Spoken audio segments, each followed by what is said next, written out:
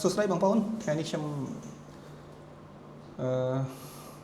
ចង់ចែករំលែកមួយនៅប្រធានបទមួយនៅការផ្លាស់ប្ដូរខ្លួនឯងខ្ញុំ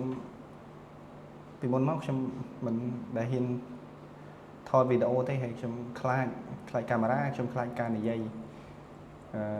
ប្រឈមមុខទៅនឹងកាមេរ៉ាគ្រាន់តែ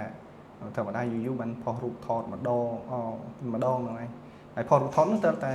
រូបថតដែលគេថតឲ្យទៀតថតទូរស័ព្ទគេព្រោះទូរស័ព្ទខ្ញុំវាចាស់អញ្ចឹងថតអត់សូវស្អាតហើយអត់ហ៊ានផុសទេខ្លាចមិនបាន like បានអីច្រើនហើយដោយសារតែខ្ញុំឃើញquote មួយគេថាឲ្យយើង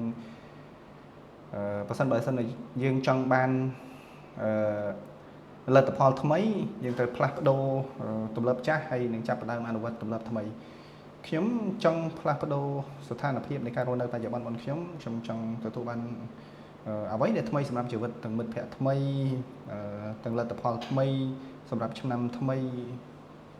នៃជីវិតរបស់ខ្ញុំអញ្ចឹងខ្ញុំក៏សាកល្បងអនុវត្តនៅទម្លាប់ថ្មីមួយចំនួនដូចជាខ្ញុំចាប់ផ្ដើមហ៊ានថត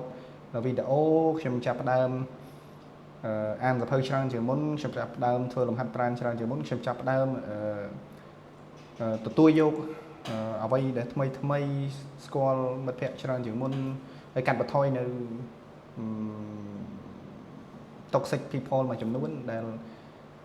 នាំមកនៅភាពអវិជ្ជមានសម្រាប់ខ្លួនឯងខ្ញុំចាប់ផ្ដើមផ្លាស់ប្ដូរច្រើនទាំងរបបអាហារខ្ញុំសង្ឃឹមថា2025នេះខ្ញុំនឹងទទួលបាននៅលទ្ធផលថ្មីជាច្រើនហើយខ្ញុំហ៊ានធ្វើ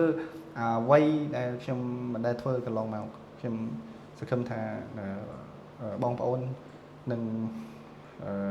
ចូលរួមរីករាយនឹងលើកទឹកចិត្តនៅការតាំងចិត្តនិងការផ្លាស់ប្ដូរថ្មីរបស់ខ្ញុំបាទអរគុណបងប្អូន